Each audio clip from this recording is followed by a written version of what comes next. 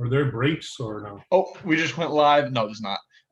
Good evening. Thank you so much, ladies and gentlemen, for joining us again for another live stream. I'm your host, Kyle Hooten. Tonight we are joined by Raymond Ibrahim. He is a published author and public speaker who is an expert in the Middle East and Islam. He's written several books, the most recent of which is called Sword and Scimitar, 14 Centuries of War Between Islam and the West. Raymond, thanks so much for joining us tonight. Hello, Kyle. Very good to be with you. Thanks for having me. Absolutely. I'm very excited to have you on tonight because we've talked at length about Christianity with several guests on the show, but we've not had anybody on who's an expert in Islam or the dynamics between Christians and Muslims. So this will be a very interesting conversation. Right off the bat, I want to start by talking about your most recent book, which details the 14 centuries of war between Islam and the West. I notice in the title of that book, you say Islam and the West, not necessarily Islam and Christianity, and I'm wondering if that's an intentional choice.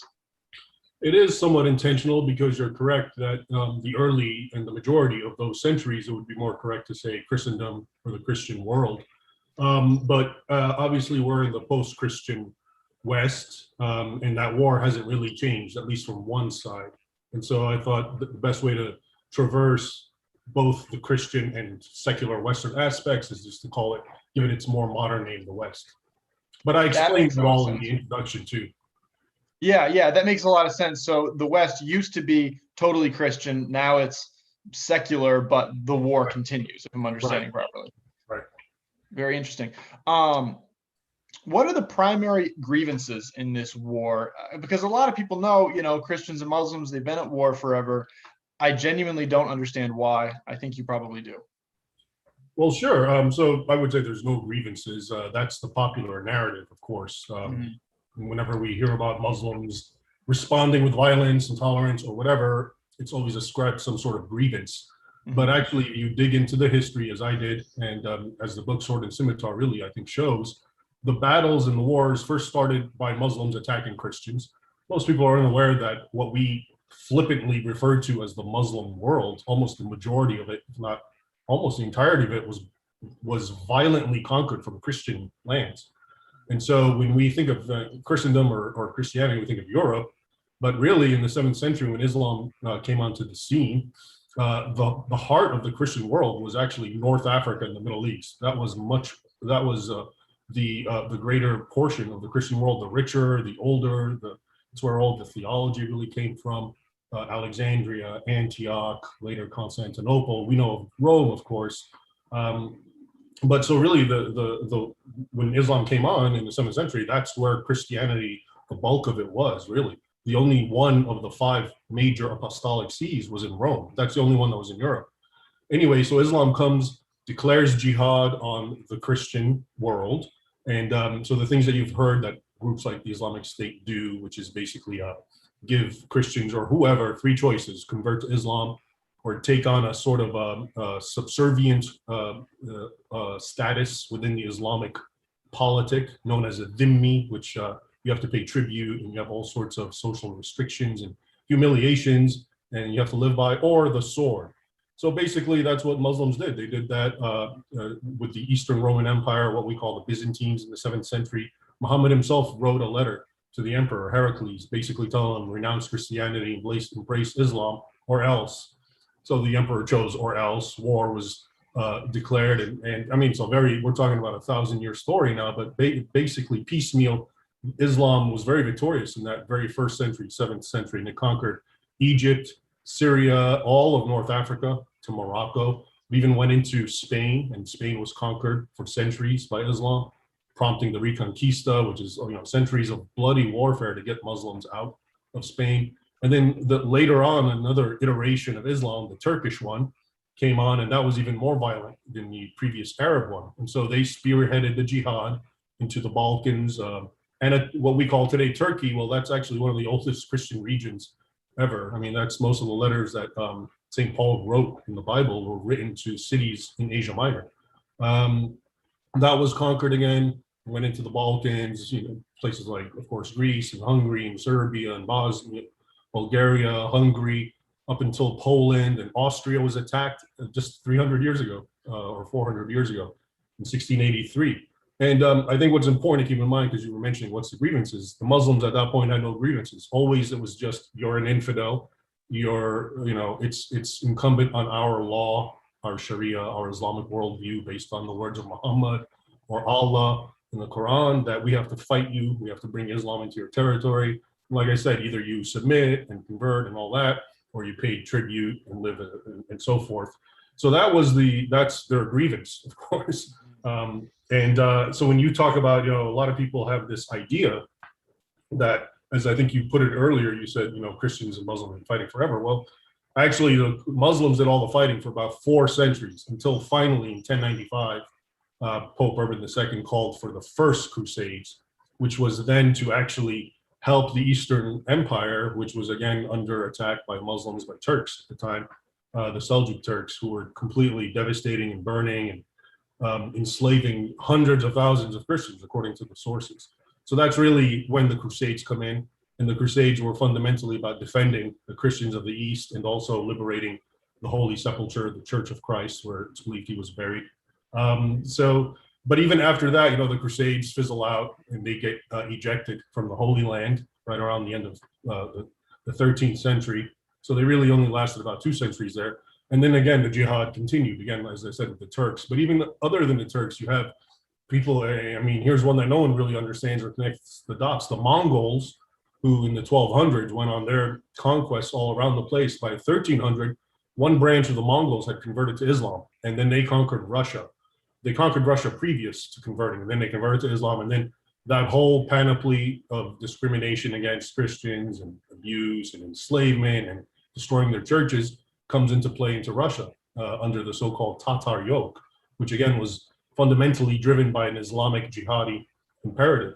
And this thing, it really goes on until how many people know America's very first war as a nation after the Revolutionary War was with Muslims operating on the same ideology. So this, of course, I'm referring to the Barbary Wars. Muslims in North Africa started raiding American vessels and enslaving the sailors and all sorts of atrocities. And even Thomas Jefferson and John Adams met with the ambassador from one of the Barbary states and said, why are you doing this? We didn't do anything to you. We're willing to work with you, maybe have trade and whatever.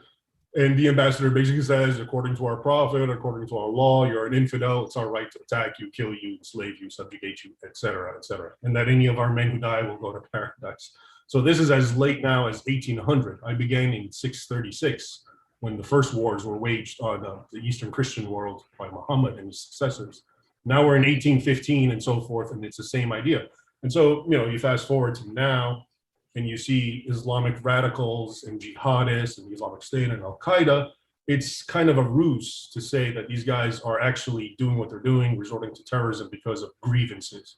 Okay, they may well have grievances, I'm not arguing about that, but that was never the initial cause. In fact, the Islamic State made it a point in one of its magazines called El Dabiq, came out a few years ago, and the title, I believe, was something, Why We Hate You and Why We Fight You, to Americans or just generally infidels. And the first thing he said, we hate and fight you because the Quran commands us to, because you're an infidel, you don't believe in our prophet, our holy book, et cetera, and you have to either convert, the 3 choices and whatnot. So that's really the truth of it. Again, this doesn't say that there aren't Muslims who have grievances and so forth, but really the bulk of what you're seeing today has a vast continuity with what began in the beginning, and the 95% of that from the 7th century till 1900 was all just violence in the name of conquest, not because of grievances. That's a fantastic answer, because the going narrative, and one that I think I was implicitly operating under, is that the Middle East is somehow natively Islamic, and that there's been this back and forth, but there really isn't a back and forth. The Middle East, as you outlined, was Christian to begin with.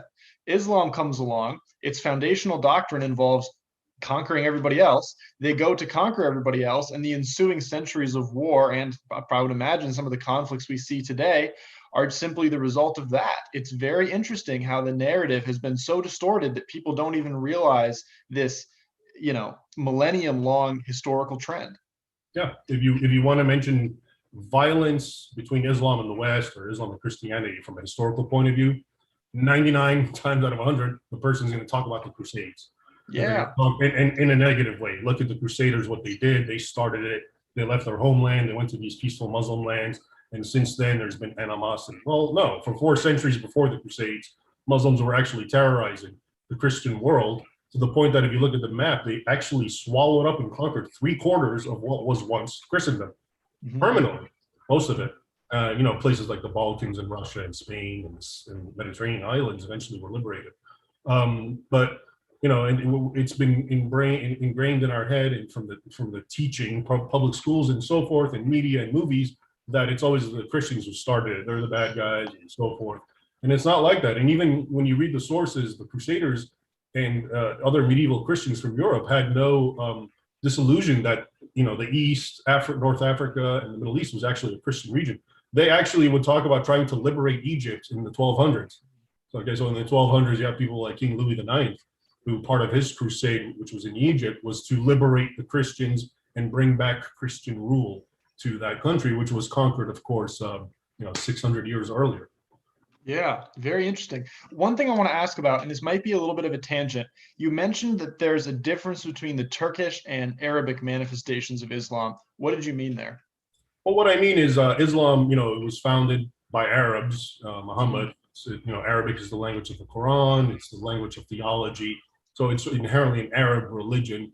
And the great conquests were actually performed by the Arabs, mostly in the 7th and 8th and 9th centuries. And that's when all of North Africa and the Middle East and Spain gets conquered during that time, including all these Mediterranean islands. But then it really starts fizzling away. And the Arabs increasingly, and the Persians, because then you have the Abbasid Caliphate, it's convoluted, but they start bringing in Turkic warriors, slave soldiers, who they forcibly convert into Islam and indoctrinate. And they become these, warriors, jihadis par excellence. And eventually all these Turkic slave soldiers overthrow their Arab and Persian masters and they take over. This is the classic case, of course, was in Egypt, where the Mamluks, and the name Mamluk, all it means in Arabic is they who are owned, slaves. So they take over. And also, but really the premier Turks are the Ottomans, and they were the scourge of Europe from right about 1300 till really 1683 with the siege of Vienna and the conquest and the horrific massacres. And again, I have to underscore that when you go into the sources, because a lot of historians, of course, will talk about the Ottoman Empire, but they'll sidestep the Islamic aspect, and it'll just be one of several empires within the European framework fighting with each other. But when you dig into the sources, it's again the same logic. You have all the caliphs saying, we're doing this, we're invading because it's part of our religion. You have to convert, you have to become a dhimmi, subjugate, etc. We can't have churches. Churches are immediately turned into mosques or destroyed and so forth. So I think the really important point to understand is the animosity was inherently driven by an Islamic jihadi imperative. And that is completely missing. Historians, they'll acknowledge, they'll talk, you'll see words like Arabs and Saracens and Moors and Tatars and Mongols and Turks and Seljuks and Abbasids and Ottomans and so forth. But they don't tie it in together to show you that all these disparate groups of people, whether they're Turks or Arabs or Moors or Tatars, Mongols, were actually working on the very same ideology of jihad. Very interesting. I'm wondering, this ideology that dictates that you expand the borders, that you conquest, that you give the three options, that you tear down churches, is that ideology still present in contemporary manifestations of Islam? Because I know a lot of religions, they undergo reformations. There's been a lot of different reformations in Christianity. We have Lutheranism, Catholicism, all these different sects. The religion has evolved over time. In your estimation, has Islam evolved past having that as a central part of their ideology, or is it still a driving force today? It's still a dramatically powerful driving force. And I would argue the analogy with the Christian Reformation and so forth is somewhat inaccurate, because you have to look at the sources and what really happened. In the Christian Reformation, what you had is a church which was strongly guided by the clergy, okay, and the Pope and all that. And of course, what Christians said is, okay, we're going to break away from that. We're going to break away from tradition or the sayings of men, and we're going to go straight to the source, the Bible. I mean, that's the heart of it. Well, if you follow that paradigm in Islam, that leads to more radicalization. And in fact, that is what's happening. Because throughout the history of Islam, you had what's known as the schools or the ulama, the scholars of Islam, who really were the final, the theologians, the doctrinaires. They were the ones who, understood Islam, and you go to them to understand how to perform or what the proper Islam is. Now, even with that context, jihad was still jihad. That was an obligatory thing.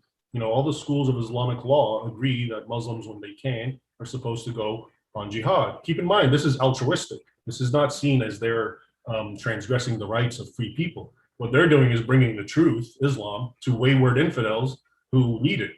So that's the framework. So that was never in jeopardy. But what's happened since, which is almost like the Reformation, is that more and more Muslims are becoming literate. They weren't literate in the 19th, 18th, 17th, 16th century. They couldn't read Arabic. You had to, again, go to the scholars, the theologians. So now you have Muslims who are, much more literate. You have these sources of Islam, the Quran, the Hadith, which records the sayings and doings of Muhammad, and which is actually a very solid part of defining Islamic law. You have all these things now online, easily accessible, and translated into English or Urdu or whatever language a Muslim may be, not just Arabic. And so increasingly Muslims are going straight to the source, of Islam, the Quran, and this. And when you do that, guess what? It's actually more violent and more intolerant in that it unequivocally preaches jihad and violence for so-called infidels and non-Muslims. So if anything, can Muslims renounce that? Yeah, I mean, you have Christians who are gay and get married in churches.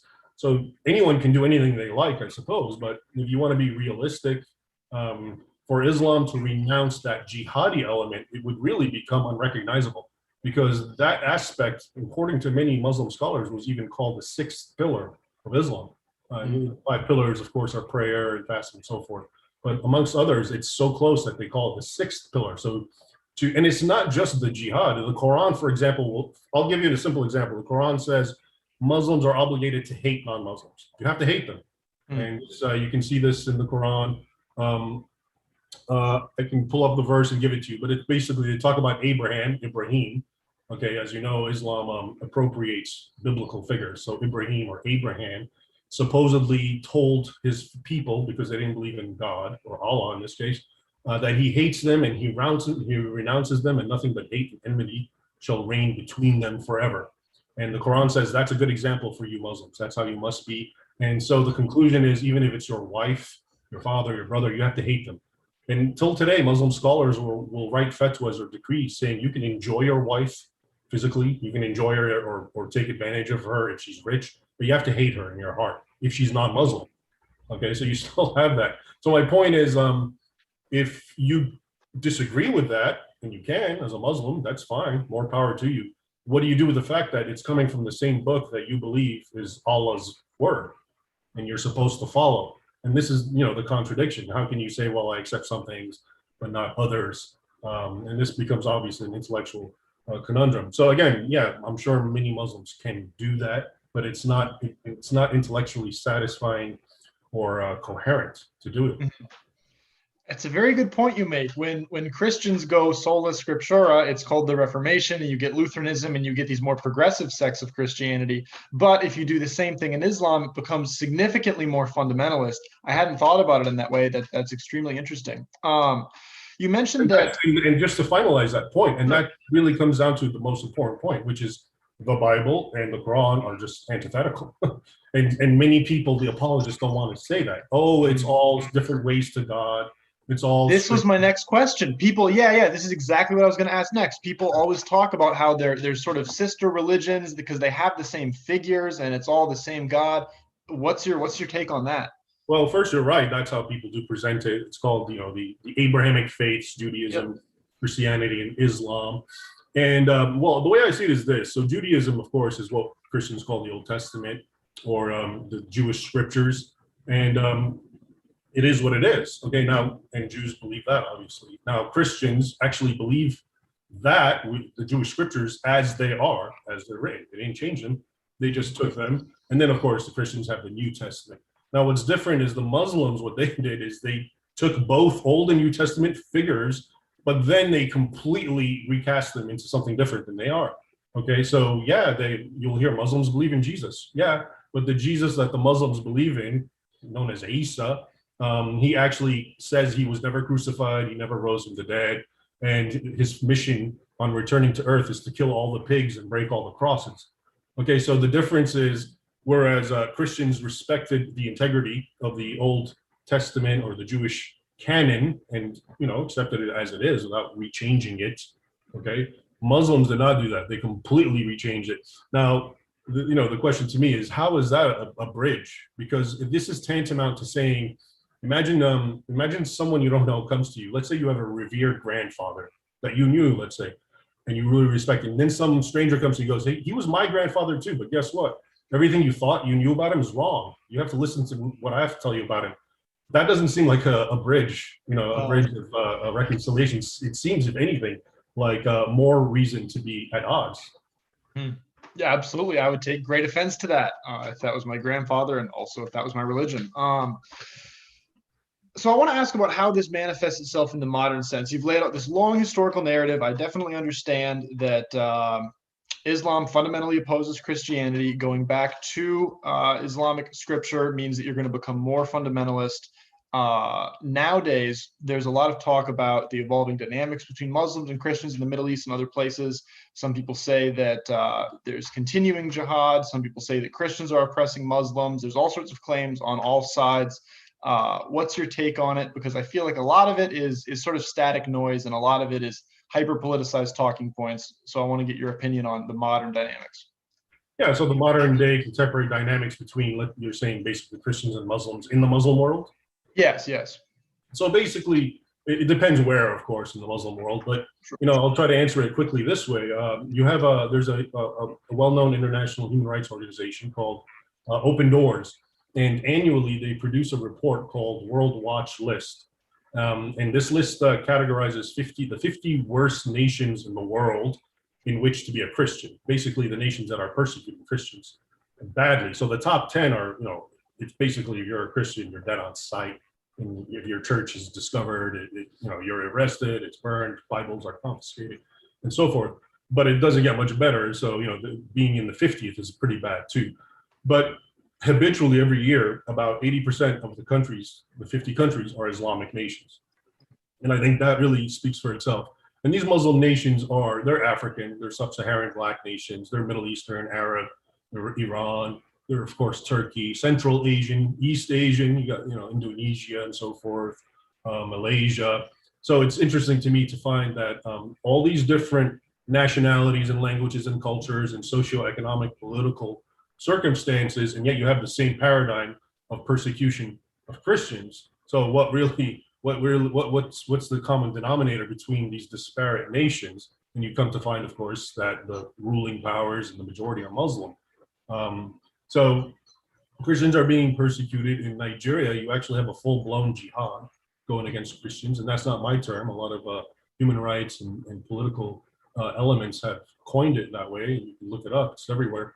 That are being just on every month, maybe 300 or 400 are being killed, just butchered, and again in the name of jihad and stealing their land and destroying their churches, and it's spilling all around in sub-Saharan Africa. But you go to other countries, more civilized areas, let's say Turkey or Iran, you're going to see a different sort of, beneath the surface persecution, not just out and out massacres and butchery, but what you could call like a legal jihad. So you get, a ban on churches, lots of regulations. In Algeria, which used to be relatively moderate, in the last few years, they've put so much red tape on churches, they've shut churches down and so forth.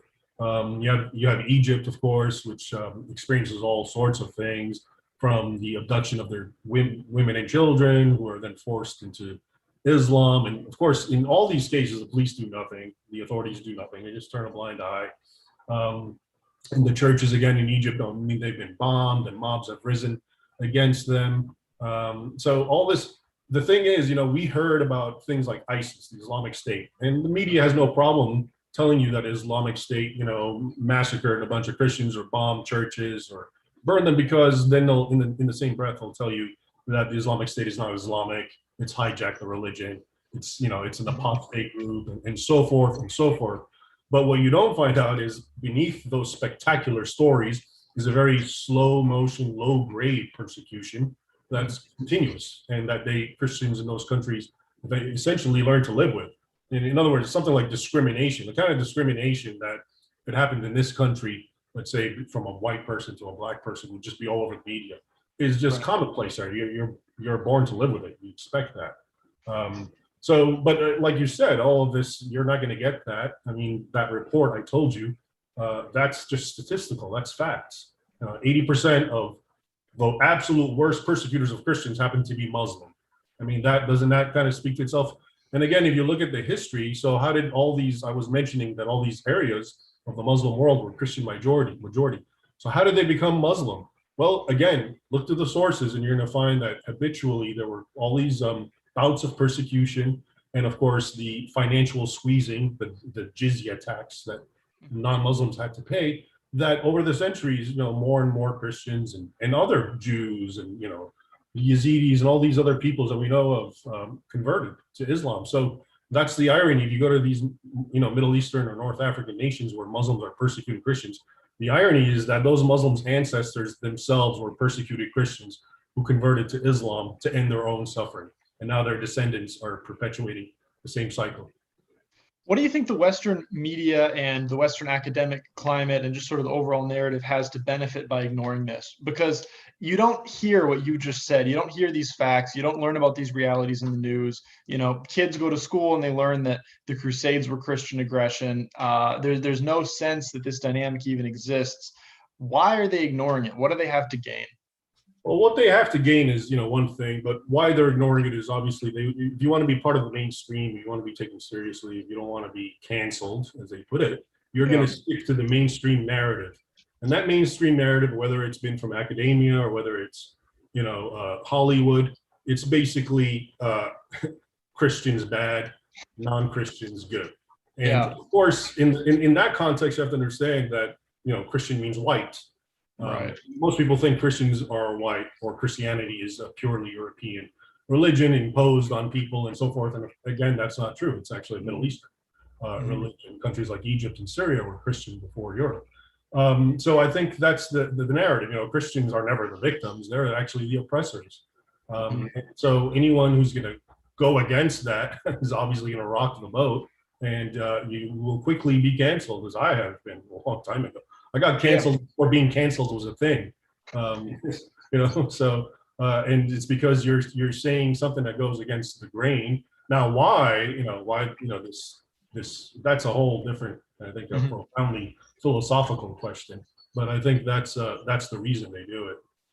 It seems like their motivation isn't so much to be Islamic apologists, but it's because they want to be anti-Christian. If I agree with that. Yeah, it's the enemy of my enemy is my friend, and I think to these people, their ultimate enemy is Christianity, the Christian heritage, the Christian history, and any way they can break it down, whether it's siding with LGBT and trying to attack the patriarchy, or siding with Muslims, or whoever, it will work with whoever to shoot down,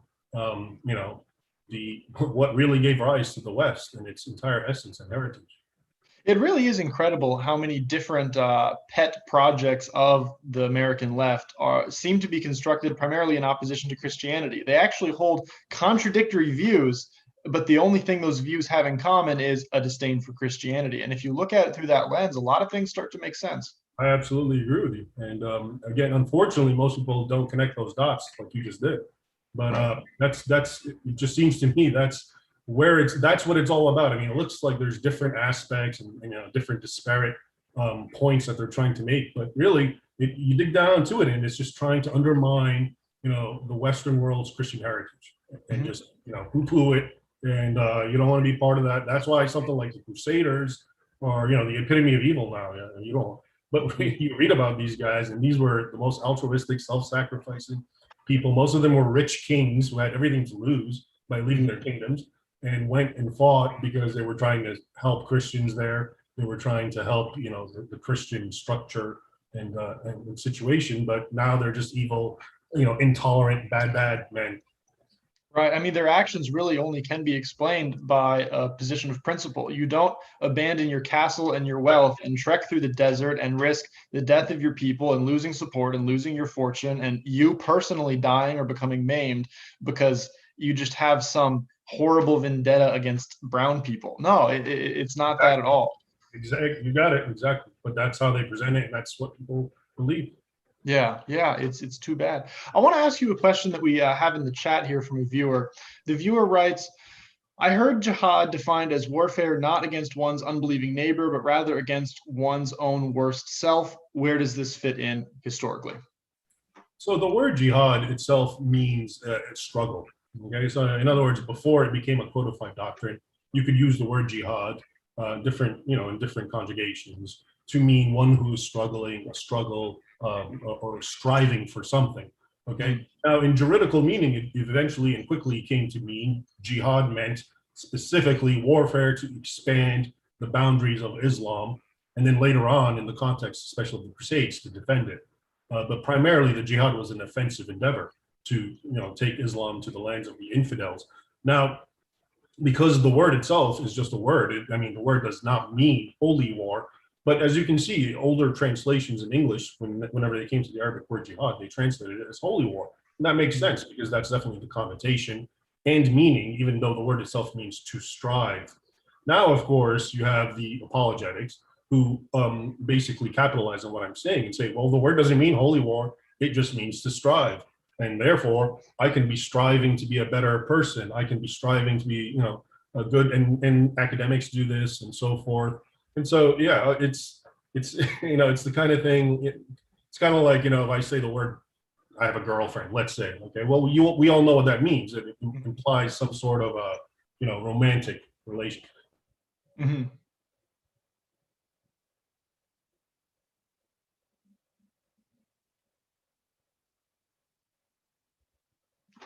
But jihad, the jihad, as described in countless Islamic Sharia manuals, simply means warfare. That's it. Yeah, it's the classic sort of connotation denotation thing, and people are willfully ignorant of it in this case. Right. Very interesting. Right. So I'm left wondering after all this, what's the conclusion? Because it seems like if the foundational doctrine states that you're going to engage in this external struggle, and we've been dealing with it for thousands of years, where do you see this ending? Well, that's just it. You just said it. We've been dealing with this for almost 1,400 years. Okay, yeah. Since Islam came on the scene, essentially. Right. So first, what that tells me is there's no quick and simple solution. No. Okay, you're not gonna. And here's how people like to think. They want to say, no. Oh, it was a misunderstanding, and we're gonna have a meeting, and we're gonna put it all behind us. A United Nations Peace Summit is going to fix this centuries-old problem. Yeah. This is a classic Pope Francis approach. We're going to sign a treaty, and all the bitterness from 1,400 years ago is just going to dissipate. Well, I don't think so.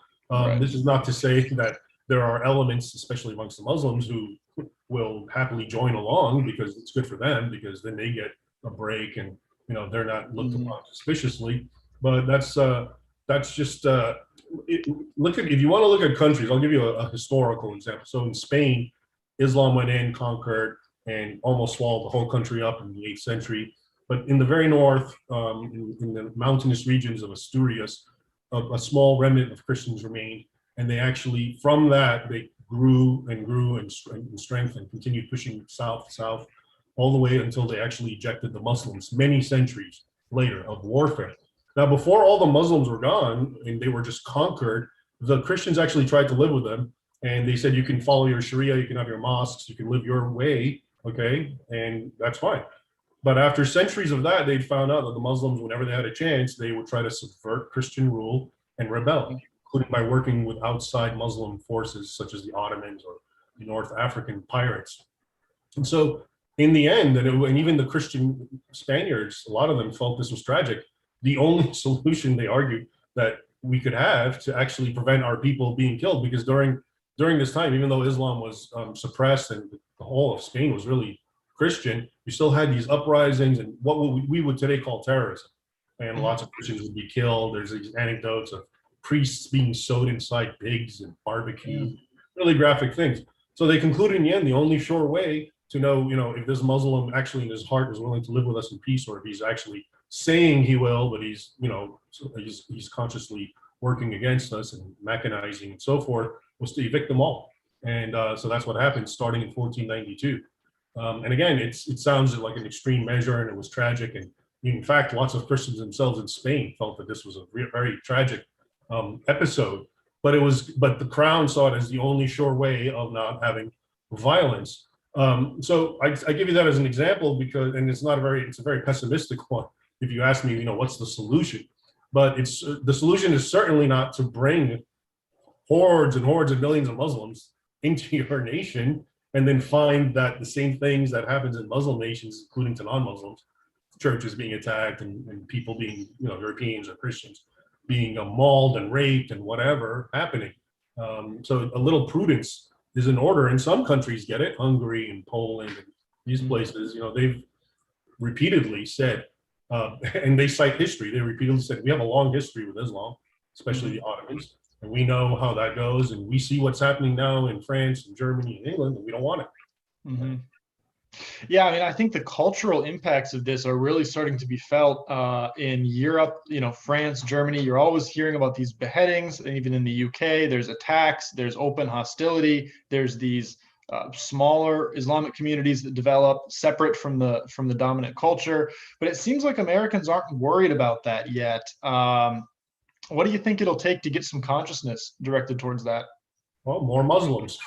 Yeah. The reasons Americans are not worried is, the main difference between Europe and America is, Europe, parts of it has 10 times as many Muslims as America does. I think the American Muslim population is maybe 1% or under, and a lot of them are blacks who convert to Islam. So they're not really indigenous, and they don't bring that whole package the way Muslims from, east of the Atlantic do. But you have countries like France and Germany and Sweden, the UK, and a lot of these places are over 10% Muslim. So that's 10 times what America has. And naturally, the law of number dictates that if you're going to have 10 times of an element, well, you're going to have 10 times the phenomena associated with that element. So we're not really, as much as we've had the terrorism and the jihads and the killings in the street and so forth, that's only about 10% of what Europe has been having. So I think that's why, to a large measure, Americans are a little more nonchalant about it.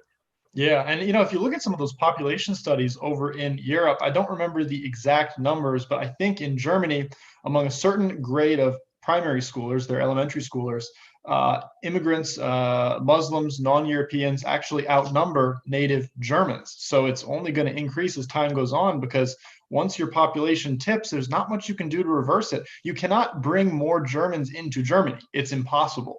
Well, going along with what you said, there was a Pew study that came out it predicts that in 2050, I think something like Muslims are going to be the majority of Europe. Because it's not just that Muslims are procreating greatly, average of like 7 children, but Europeans are not procreating at all. Go along with what you're saying. I remember reading in the UK and places in Northwestern Europe where in recent years, the most named name for newborn boys is Muhammad. So, I mean, that itself, I think, speaks volumes for the future of Europe. Yeah, and even with the religious stuff aside, it's just tragic from a cultural level, because you're never going to have more Europeans. Once the Europeans are gone, that's it. It's over. No more Europe. And remember, I think a lot about this. Europeans are bad. So it's okay. Of all the heritages and all the races and all the religions, it's the European Christian people that they're the bad guys. So, I mean, again, I'm being facetious, but this is what the descendants of Europeans think and have been taught. So little wonder that they could care less. I remember seeing a video of a German female politician boasting about how Germany is going to be Muslim majority in a few years. And then she goes, and that's nothing to be upset about. That's wonderful. I mean, I don't know. That's the degree of self-hatred that's, inherent in such thinking baffles me. Well, they did the Crusades. Haven't you heard? It was some pretty bad stuff. That's it. Yeah. We're coming down to the end of our time here, but I've got one more question. Somebody sent me a chat asking about taqiyya. I think I'm pronouncing that properly. And I understand this is something you touched on earlier, concealing one's true beliefs for culturally expedient reasons. Could you just talk a little bit about taqiyya so we're defining it properly? Sure. Taqiyya it's a word, and it's found in the Quran. And I want to say the main verse is chapter or surah 328. But basically, long story short, is that it permits Muslims who find themselves in a situation that, let's say they're surrounded by non-Muslims and it's expedient for them to disavow Islam and curse Muhammad, they can do so, as long as in their heart they still maintain their Islamic faith. And in fact, taqiyya came into very great played a great role in what I was talking about in Spain. We had all these fatwas written out, and Muslims were told, yeah, you can, because before they were kicked out, when things were really getting bad, the Christians said, okay, convert. You can convert to Christianity and then stay. And they naively thought that by doing that, well, the Islamic hostility would eventually go away. Turned out that they got fatwas, and hundreds of thousands of Muslims were converting to Christianity, going to church, baptizing their children. And one Spaniard remarked very frustrated, he said, they're better Christians than we are. But when they go home, they were preaching jihad and how to basically, again, return Andalusia or Spain to Islam. So it's very prevalent. It manifested historically, and I believe it's working to great effect right now. So this isn't some like obscure niche belief. This is pretty widely practiced historically. Pretty widely practiced. I remember, because I translated it, Sami Mukarram, who's the authority on taqiyya.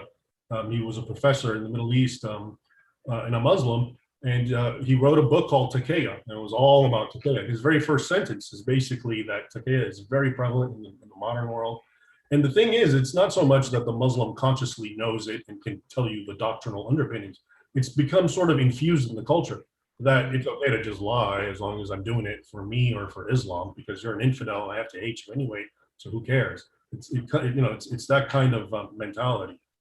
Yeah, it's hard to even get in that mindset, because the starting point, this inherent hatred of the infidel, is hard for some people to relate to. So once you understand that, these other aspects start to make sense, but you got to get in that original mindset to really understand it. Right. And you're not going to, as long as you keep listening to people tell you, oh, Islam's just another religion. It's just like Christianity. It's just like Judaism. They just want what you want. It preaches, doing good works and being nice to people. And if you think that, which of course is very, egotistical, always projecting our ways on other people. But if you think that, then of course you're going to accept that ISIS is hijacking Islam and it's not the true face of Islam and so forth. But again, like I said, you got 14 centuries of history, which is really, think of ISIS on an exponential level, not just a ragtag group of terrorists, but sultanates, caliphates, emirates that were actually acting in the same way. Yeah, extremely wealthy national powers fighting for the exact same interests that these ragtag terrorists were fighting for. Exactly. Yeah. So if people want to learn about Islam, what would be some good resources for them? Of course, your books, tell us where they can find those. And then if people just want to study it more broadly, where can they turn? The best place, honestly, is that the last book I wrote, which was meant to fill this actual request that you're saying, how to learn, is my last book, Sword and Scimitar, 14 Centuries of War Between Islam and the West, because I discussed the doctrinal underpinnings and I discussed the history. And I think the history is even more important than the doctrine, because the doctrine is just scripture. And, a lot of people have written books, including myself, like the Al-Qaeda Reader, where you show the doctrines and how they teach hostility for non-Muslims. The problem with that is the modern or the postmodern Western mentality is such that it'll dismiss it and say, well, that's just old scriptures. What do I care? I mean, I know that the Bible says homosexuals are to be stoned and I shouldn't eat shellfish and all sorts of things, but I don't do it. So clearly, maybe Muslims don't do it too. It makes sense. But if you look at the history and you see it's one long manifestation and validation of those doctrines, I think it becomes it's very hard to make this argument. And again, from different diverse peoples and different epochs of history and different cultures and languages, and you find that same imperative of jihad always underlying. I think that's very eye-opening, and no one really did it before I did in that book, Sword and Scimitar, because most people do the doctrine. It's easy to do the doctrine. It's a handful of Quran verses and so forth. But yeah, I would suggest that. Yeah, I understand that distinction you're making. And it's so frustrating to listen to these progressives talk about understanding every culture on their own terms and not imposing Western sensibilities on anthropological studies in the sub-Saharan Africa. And then they turn around and say, well, because Christians don't stone gays to death anymore, therefore Muslims must not do jihad anymore. And it's really frustrating to watch that happen. Yeah, they contradict themselves. They're the first ones who will tell you, you have to appreciate people on their own terms, and don't think everyone's like you. And then when they find something really bad in a people, then they say no, they're just like you in that sense. So it's the state of affairs of the academia and just everything that's the intelligent world, and has become so full of lies and hypocrisy that it's hard for me to believe that this is just coincidental.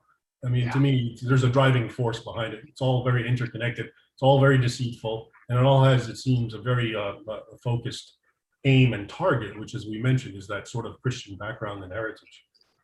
I mean, you don't attain control of the media, of academia, of large sections of politics, of massive corporations by accident. This isn't something you stumble into. There's clearly some sort of design there. Absolutely. Yeah. Well, we've covered a lot of ground tonight. I really appreciate you coming on the show. It's not often that we can have just sort of these measured, sensible conversations about topics like this. So we really appreciate your voice. Again, a note to our viewers, Sword and Scimitar, 14 Centuries of War Between Islam and the West. I'm looking at it right now on Amazon. You can find it. I'll probably buy it right now. I think it's going to be a good read. I encourage all of our viewers to do the same. Raymond, thanks so much for joining us tonight. Thanks, Kyle. Thanks for having me and the endorsement. Of course.